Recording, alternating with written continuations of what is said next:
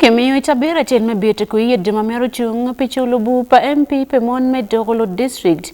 Otiki report kum Lokman kimo ken mapol tin ilurange mo chin ento ko ngwachakenen wiye madiro.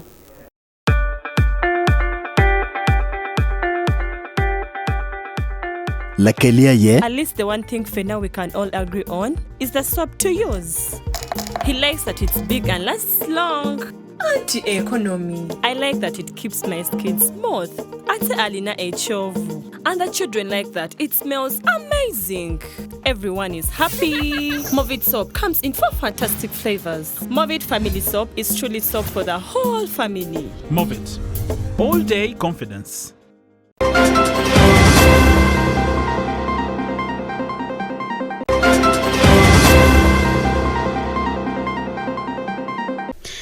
Lofu magunole mete yup me PDM ya negamentu nang bodgen chuk. Ifuru full well full para. Ifuru nyim no well nyim para.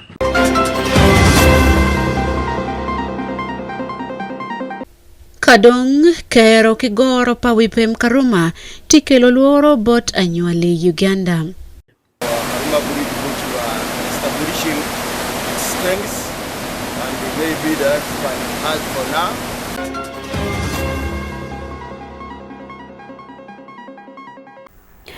Lakonko Commander me Special Forces Command itedul monji develop Uganda otiotwa ko matek kabene ofoilo tino kwan makriti umpen mabe ka ocho chungin me kwan matek piani anyim mabe palobo Uganda tiedo chungi kom kwan ni Kariman Brigadier General Bainabo berkalok bolo tino kwan magoti ya upwen me senior abiro imwaka me class abiro mwaka mokati man me primary dog miro don idloko monyo gin mo kan magenta mramo kon ma me gini anyim gifuti kom kwan ango ketwingi ka kono Wanen kong report man matut ki ilorangi mo twin committee. From the Gaza Republic, she won't come again. I gotta be the 10. Iloke mapire tek yelo yo enofoyo President Yoweri Museveni pikelo kwan lumuro me primary mapegi chulo pire me kon lotieno malo perwa kunong kwan Roma malo ilobu Uganda. To start by thanking the President of the Republic of Uganda because of UPE and USE. These initiatives were put in place to ensure that parents who cannot afford to pay in the private schools are able to take their children to school. And for us as the UPDF, it is part of ensuring that we are able to take our children to school as servicemen and women so as to avoid overstretching ourselves to get the big monies that are paid in private schools.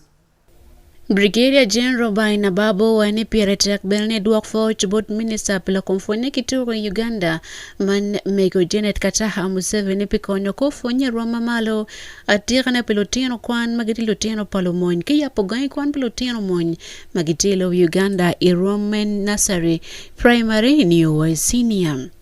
Eno para matek ben lotela mayentebe municipality kidong SFC commander pikonyo miyo kwan pelotino magitite SFC pelonyuruma megi weko kwan Iroma malo. I wish to appreciate Entebbe municipality. I appreciate the Commander, Special Forces Command, for the support you have had from the Inspector of Schools, the support that has been given to the SFC schools, which has resulted into the achievement that we are celebrating today. To the teachers, we cannot thank you enough. The greatest asset for any school is the personality of a teacher. I'm sure each one of us here, there's this one teacher that we can never forget because of how much they impacted us as children. So teachers, we cannot thank you enough. We can only pray to God to keep blessing you with good health and that you keep up the good job.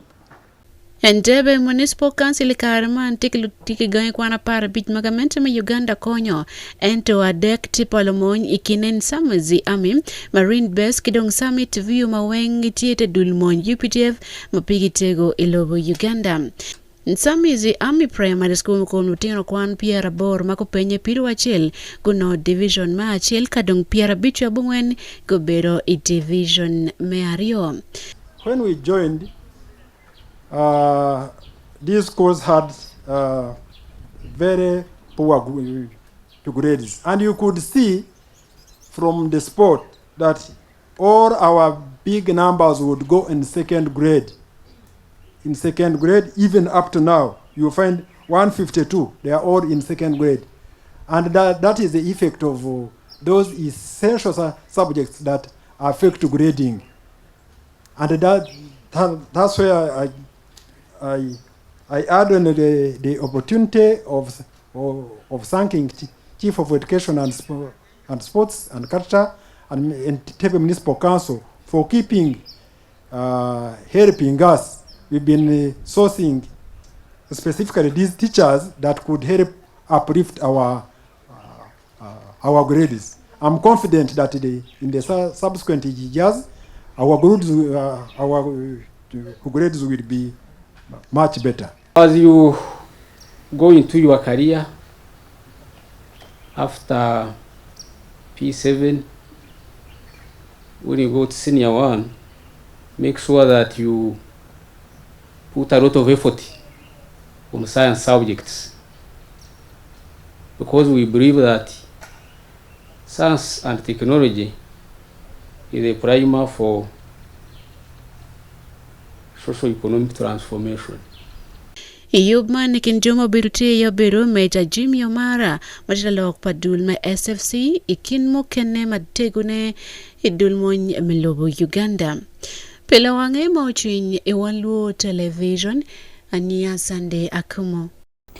Gamente me Uganda otio katika yub mukende manyien meneno kitmerocho wipem karuma makubu gen luak maiko malma Uganda kidon kudier man makun nokulu na ila yopo gengin ikaruma kabir mati Kirian Dongo district kachel ko yam district kama NP manopo yekin danoni ichabit man kidon chabit moka tikichao ngi kon wipem meneno kitmati kwere karman gorge terano junga kwene kabene yub man tikabalo kon kitme woti guruman ke jokdan kon chung me koro wang makingiyo kono Gudi man yan kanino picha bira chel enengi wipem enim. Na church pa Wan Luo television saidi yengola ling wipem karuma ake report matuti kumkirma yumatika wad kwere manengi ukayor kidongoro pa wipem karuma matiepe mapirte kochwal ilobu Uganda makubu kinluak maiko dier ma Uganda kidong kumalo milobo man. Gamet melobo Uganda tiegi ni kineno menene kichaho kato kagedo wipem karuma manyene pep me karuma bin kigedo imakali pachele mebungene pierre bichel der manu kauri imoki pierre bichel chel kolo manene pagamente tieme gedu karuma manyene ni aki machonere mitas maromia bi tungo por chieng me wipem karuma Gamente kungiribe kalcher ke dulme Uganda National Road Authority o chao katu kede kwedo kero pa wipem me karoma kwedmano dulme MBW Consultant Limited magino tika kwedo ne engineer asingwie mieri matie kadoro pim kalcher kede kwedo kero pa wipem karoma Eno IT company mabino gedo wipem karuma gien pubino wero kit document mo ken machimu gedo wipem karuma obedo kwede Karuma believe which were establishing its strengths and maybe that can help for now, and the objective of why we are carrying out this diagnosis and the assessment of the breed is one is to establish the remaining lifespan.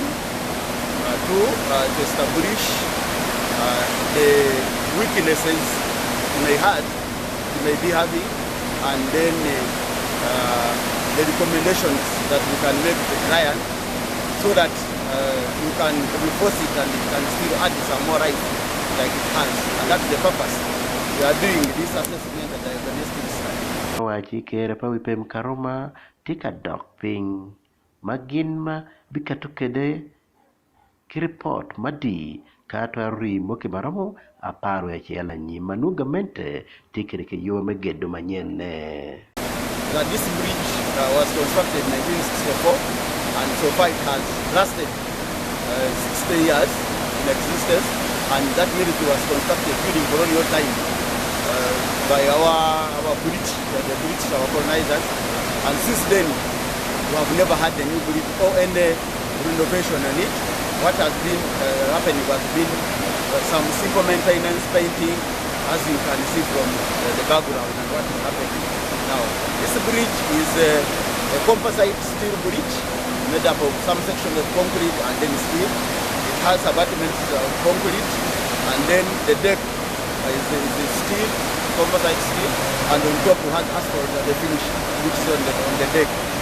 So that's what we're establishing to know exactly if it can, we can have some intervention and add more rice to it before we have another one. Singwera wachi gedu pem karuma mak bin ki gedo tie ma tie yoti ma ding tetwal ke nu pem bene timoride wo ma weho pol palo dreba gi royo kero gi wo kagoyo ke dule ipinam. I think first of all the roads are very narrow. The approach leading to the bridge is narrow. Then secondly, both sides, the one from Karuma and the one leading to Guru, all of them, they are in a curve, and which is very, very dangerous, which is a safety hazard for the approach on the bridge. Engineer Alon Luamaza Bero wachi kiro tika tuteke kero giweng menani ukata kare ikwed madi balbeke de kero me wipem karoma. Basically to know the existing condition, and if at all it requires remedial measures, we put interventions in place and ensure the bridge can serve for the next 10 years as the new bridge, the Roman new bridge, is yet to be constructed. So basically this gap is for it to give an allowance as we construct the new bridge, Karuma, which is already under design. Benjamin Mugenyi won come Karuma Hydropower local community organization tieki luoro ikerpo wipem Karuma mero wachi dong tika dawo ko chen. It's our humble request, and we urge the government of the Republic of Uganda through UNRWA to quickly speed up the construction of the Karuma Bridge, of the new Karuma Bridge, to save the life of the million Ugandans and other foreign bodies that use the current bridge. Washington Ochaya, a councillor B, Machung Kiluak Mek, Karuma Town Council, Kiradongo District, and Benawachi, Machala Gamente Utako Katoke Kero, Magid Pem Karuma Manyeni, Onene Gingitiu Moyo, Wegbeno Konyo Tadero. It is our pleasure that government have come to notice that Karuma Bridge, it is now worn out, and it is now necessary for government to consider to construct a new bridge. Karuma Bridge has now taken over 60 years, and for that it is true that people's life have gone missing, and property like buses, vehicles, trailers, that they have been moving on the same road. We have lost very many lives since 1963 when this bridge was constructed, and we stand to echo it out that it is a right time government consider constructing a new bridge. Wan Luo TV and Saidi Engola. Hilawange makati kino ya district dul palafu magita yub me Paris development mode gule ni gamente me Uganda konyen kubugen kichuk mabe peningitifu matek ente makati pegichako nongo chuk mati ati pijama gen gifuro ite yub en me Paris development model lufu mangiti dul marama gena paw ya boro dak ben guchako chama pol guno li moduk ite yub me PDM oberu chiling milion 100 kabit man pelwak manyamo keno Paris ite longolo sub county la chocho Johnson uchaka chang limo group alufu man keli matole ake bot kamente me Uganda ikom kit manango chuk wakenong guma be kita yup me Paris development model pegin magatino ya district Lufu tika kokni chuk me jema pur ma meggi pere Joffrey Olanya won komme PDM me nyamokino Paris okatini lufu gu piero kudi ento weljam mia pura chala nyogi tila piny ma wero pol lufu kitika borgi ilok me wel yan komberi chawane don gin marai loyo ene long lok me bale pa wel jemi inone ini furu mushele iwini wel mushele poro ifuru full wel full poro ifuru nyim no wel nyim poro kombere chana mara long maron shwero shine maloyo weng anyogi gitika wila nyogi wel mechli mia dek kodong ini pura nyogi wel mia ini chara nyogi wel mia dek kon ini furu poro mara furu poro eka chali mia shel jomo kane pa poro pa bolo werige pa poro be chali mia shel no reti no ngo ge mo pere o meo ano ne machalo an kon komme sako mero ka raising complaint nene bor sub county kotwere Sapkonde gi kate gi bay lo ma mege me joko lok me wel ikin gango obet kong dong pere wek dano mo ken ngara mo ken ma mero binu ka wel i Sapkonde nyoy Paris tala me nyamokeno pen nyamokeno kombere wana ngere ma bay lok me fu tala furu mushele jemi pole weng wana furu olo wek wel jemo ben ma bay gi ket bene olo jemo beto ka kashelo ma chale store lega na tie bot gamente mergi yo voice store nyamokeno kany ma dit mano be ko kare ma chamu chek dano ge kwani cham ge kelo ge gor kwene isto ko e gor cham isto meo kare ge dano me charo jeme ge mano swin go pie I wel mabe Karibe ni pera me chuktie bod lufu mapol ento Jennifer Aloyo la memba me PDM choko chwin luak pe merwenyo gen ikom yob me PDM ni wadi wuro chwinwa we ko me take program ni kerma do PDM chako jion ko wani we wan wen mamwa manya chake no wati matbari ko mane kere kiti wa kere lumi chawani dano tika ringi lum me laro lum me yobo a eto ka bari tiwi bebe bere ki paro ka paro ni apere ero do ata ko bere pange kera tikere o mi ni wa kar me tiuti mate ma ko no wati ge ni je mo ati mi poro ni mo go ge a it is safe Kilega na don't hear God, your mati vitela. Matara S3, yin kijagoge, no chunk edwa mater. Program tima duo, umedi jome web, umi no form, 1 month wa miro form yoni. To a liu no chunk edwa, we are from Mirugati, we are better benefit in Chalaway district, Mokene.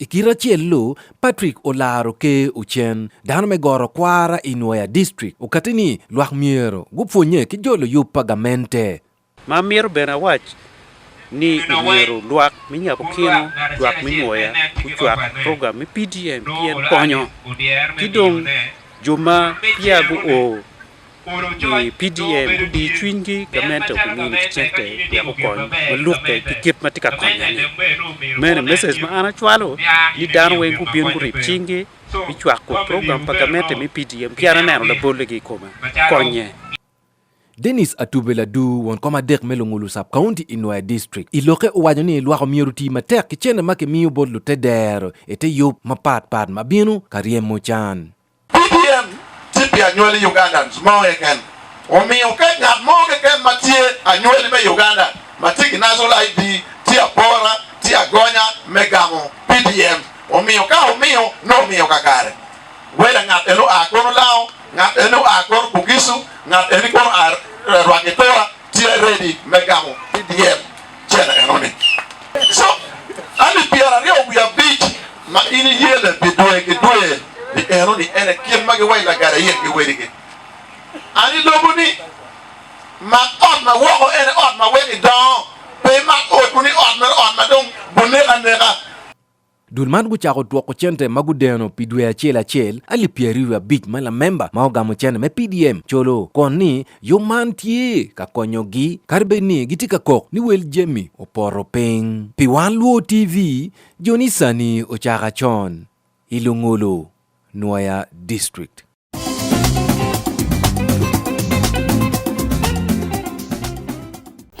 Afuanan report by Jonisani. Hilawange mama biachar jomekichar rate moto ichuka rua gipeyo mpiani mono wir chat gulora wa ikabermatini mule mane wangbwere ken lobo South Sudan ke Uganda ya Moro district kama URA maroye mor kama megi mono tin rate moto dawa gen mapo lungatiki ko negamento kongen ki wek rate mano kare o yakichak nongo chat ke wil won kompolo chat man Ronald Debo wani mono biachar goto wa karman piani chuk mamegi dong odong non rate mawi ni yakile wa South Sudan mabini Uganda ke marawaya Moro district wa biachara petika ward mabe wanen kong report man matut kibot Dennis Oringi enyo logo kiluchat magi kiyarua Luchat rech matie ka charo rech choka diet me arua chiangwen gi ngoro chwe chwin mamegi pilok mamako kom mako motoka mano ye rech mamegi tie ka kele arua ni aki ngomi Sudan man ni aki panyimu. Luchat rech magiwor ni aki choka diet wai katish pala diet RCC marua kongen wengi choke man gibere idogang pa polis gibere ka kok mataki oduru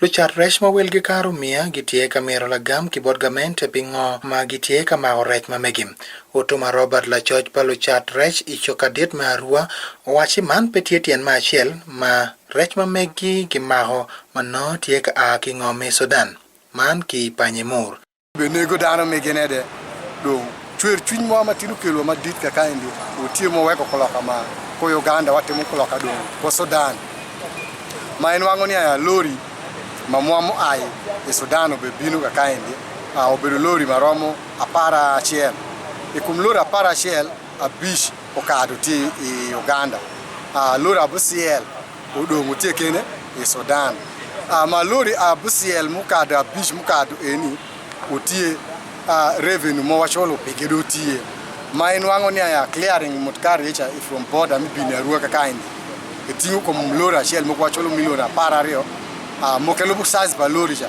mo jero ka go milion pirario angwen en kanu ngitingu trailer manya popo do nginwango ya kai usha lori mirachel mo ai kuru echa obinu mage clearing en lempare so jotin weighing machine de edwe card wen je shoro revenue ba e don sa metu ni bakwa murkare njo ma madunga wono daru yenga de ma reason ne makeja cha wanyango ngo minenu nya sende ma en bowoto en eti sende ma mon vitika gamo muko gigamu loan moge eti sende ma vipagamente momiko Won kompalo timbi achara ite group ma megi magiluo Chamber of Commerce Ronald Debo owachi lok magino ni motoka ma oye Rechman ki mago pieni oye Rechateno. We are wondering how does a trader in a rural market who sends money to buy bundles of fish in Sudan know that that fish is mature. So the trader go to the source of the lake and measure the fish. I think that is not in order. That is the same thing which has been happening. We expect people should be sensitized, people should be educated before they start enforcing. Luchat Rechman gitie ka wajo ni mao rech ma ki mao otie ka balo wago biashara ma megi man tie igi tek me chwalo lo tino megi igang kwan igamo kum lok pa Luchat Rechman la dit RCC marua Charles ishogoro kwayo Luchat man men neno ni gimini gi shawa chalo do diro pagamente matie iarua me lubo kolok man eno chike meneno ni mutaga ma oye resh pa otimbi achara ki wego man jo matie katimo gien makuman umako neni gi mako gi weng. I think a lieutenant or second lieutenant by rank. Second lieutenant who doesn't listen to anybody. But he says he listens only to his boss. I told him that's not acceptable. Those lorries are going to be released today. And that officer must be thrown out from that place. What we want them to do is to first sensitize you on the size of the fish that is required by the law. So that you are on the know.